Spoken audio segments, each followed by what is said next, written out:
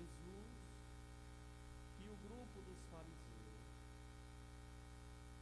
Só que é importante a gente quebrar o preconceito que se tem a respeito da relação entre Jesus e os fariseus. Porque a gente tem uma impressão de que nosso Senhor era inimigo dos fariseus e que os fariseus eram os inimigos de Jesus. Não era, de modo nenhum. Os inimigos de Cristo eram os sumos sacerdotes, os fariseus não. Jesus tinha até um apreço por eles, vai até na casa de muitos deles. Só que, mesmo o fariseu vendo essa abertura de Jesus para eles continuavam maldando no coração. Bem, aquela máxima grega que diz: o lobo perde o pelo, mas não perde o instinto. Os fariseus não mudavam e continuavam ali a atacar todo mundo, daquela forma que se vivia de faz de contas da palavra de Deus e da fé.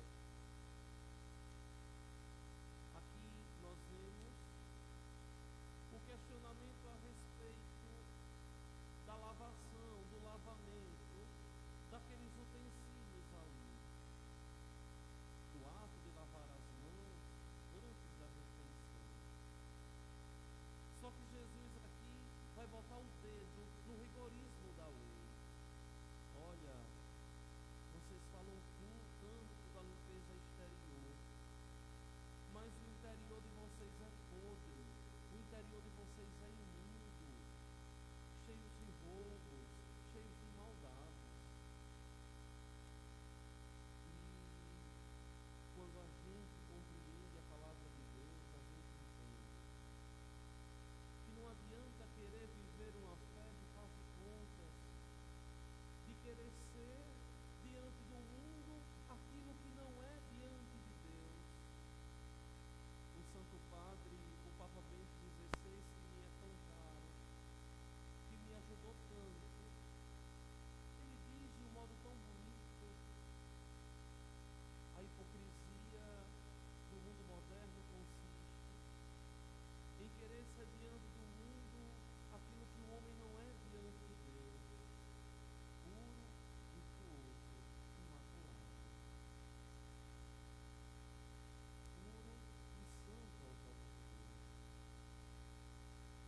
Quando nós vemos em que consistia o farisaísmo, em uma hipocrisia arraigada na alma daqueles homens, nós vemos porque hoje é tão pejorativo em língua portuguesa chamar o outro de fariseu, ou dizer essa sua atitude é farisaica, ou você é adepto do farisaísmo, que está dizendo que a pessoa é mentirosa, que a pessoa é falsa, que a pessoa vive um faz de contas. E Nosso Senhor aqui está chamando a atenção justamente para aquilo que nós temos de mais sagrado, para aquilo que nós temos de mais santo, que é o quê? Que é a nossa vida espiritual, que é o nosso interior, que é o nosso ser, naquilo mais genuíno e piedoso que nós carregamos e temos. É aquilo que eu digo tanto assim: não adianta rezar para o outro ver, dizer que é católico para fazer um marketing para o mundo. É preciso assumir de verdade a condição: eu sou batizado, sou cristão, sou de Deus. É aquilo que eu dizia no domingo. Eu mesmo me autoavaliar e dizer: porque sou amigo de Cristo, isso aqui eu posso. porque eu sou amigo de Cristo, isso aqui eu não posso. E na hora das quedas, querer recomeçar, e na hora das quedas, querer de verdade reiniciar a caminhada, ou melhor, retomar a caminhada. Meus irmãos e minhas irmãs, ser autêntico diante de Deus, abrir o coração diante de Deus, se colocar diante do Senhor, dizendo assim: Senhor, olha a minha condição, mas eu te amo tanto, me auxilie para que eu seja aquilo que tu queres. Porque não adianta a gente querer parecer aquilo que a gente não é diante de Deus. Não adianta a gente querer falar de Jesus se nós não desenvolvemos a capacidade de falar com Ele, de estarmos nele. Não adianta a gente querer passar a impressão de católico convertido para o mundo lá fora, e quando a gente tem a primeira oportunidade, a gente escandaliza o outro e se escandaliza nós mesmos.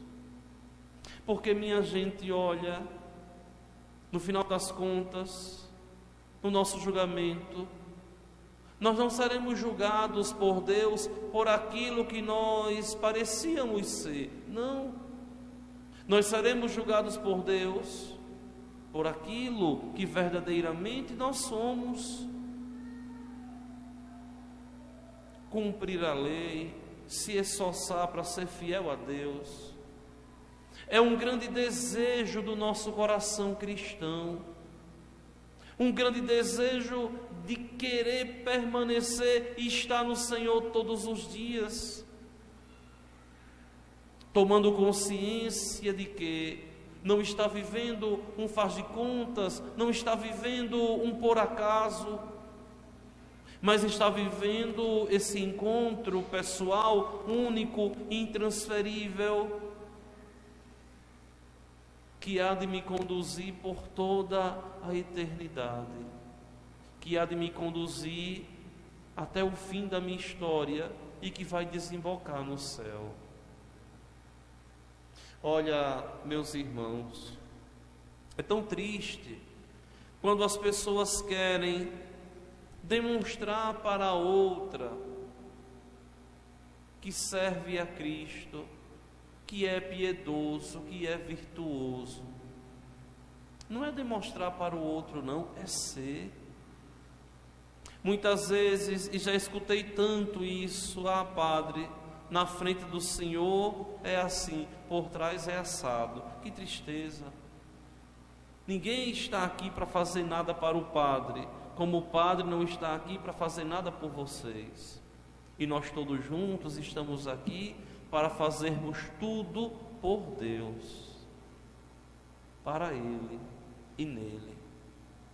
Olhem que a própria bem-aventurada Virgem Maria, Senhora Aparecida, ela viveu autenticamente a fé cristã.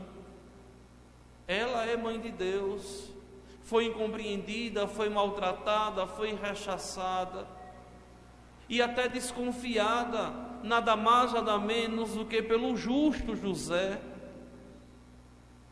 José não entendeu aquilo ali que acontecera, como ela engravidou assim. José abandona em segredo, porque não sabia, porque não tinha clareza, até que em sonho um anjo vem e ele muda o pensamento e cuida dela e guarda ele. Passou por todas as instâncias a bem-aventurada Virgem, mas viveu autenticamente a fé na doutrina, na salvação que o seu ventre deu, ofertou ao mundo. Olhem, quando nós vemos aí fora as pessoas, são capazes de organizar tantas coisas, de entrar de cabeça em tantas coisas. São capazes de se alegrar com tanta coisa, mas tão pouco se envolvem para se organizar, para ajudar, para se alegrar com a palavra de Deus, com a Eucaristia, com os mistérios da fé que nós celebramos, com os mistérios cristãos que nós vivenciamos, e somos nós, os batizados, a responsabilidade de levar essa fé adiante, de evangelizar, é responsabilidade de todo batizado que é amigo de Deus e deve ser no mundo o diferente, aquele que aponta, aquele que é uma seta, aquele que mostra aos outros o caminho de Deus. Só que muitas vezes a gente tem a impressão que as pessoas não se sentem corresponsáveis, não se sentem responsáveis pela doutrina, pela vivência do Evangelho e, acima de tudo, pelo ser cristão, pelo ser de Deus. Vejam, minha gente, é impressionante, mas como tanta gente se perde pelo pecado da assídia, aquela preguiça para as coisas de Deus. Como os cristãos vivem de verdade muitas vezes um faz de contas, um oba-oba de fé, sem adentrarem, sem viverem dignamente aquilo que o Senhor, o bom Deus, nos deixou. Olhem que uma forma de combater a assídia é a prática da caridade.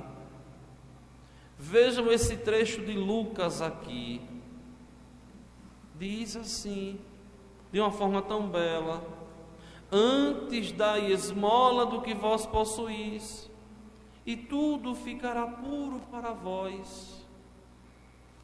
A prática da caridade, de ajudar a quem precisa, a prática da caridade de instruir quem não tem instrução, a prática da caridade espiritual de rezar pela conversão do outro que está perdido, de rezar por aquele que já morreu, de rezar por aquele que está enfermo, a correção fraterna, a chamada de atenção, a correção do irmão, não para humilhar, mas para fazer o irmão enxergar que não está no caminho correto, que vai levar ao céu, que vai levar até Deus.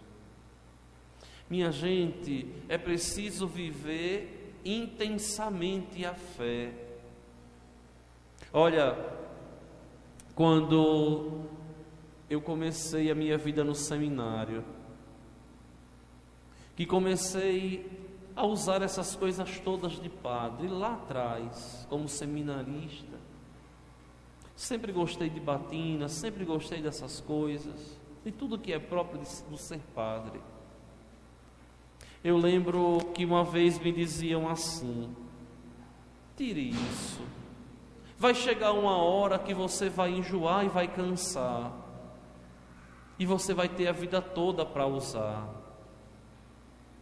E eu parei e disse: será que vai ser assim mesmo? O tempo passou, eu nada cansei.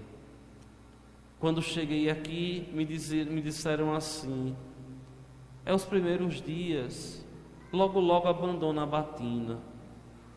E eu parei e disse assim: será, meu Deus?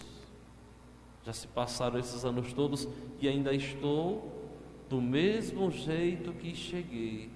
E não cansei, e não enjoei.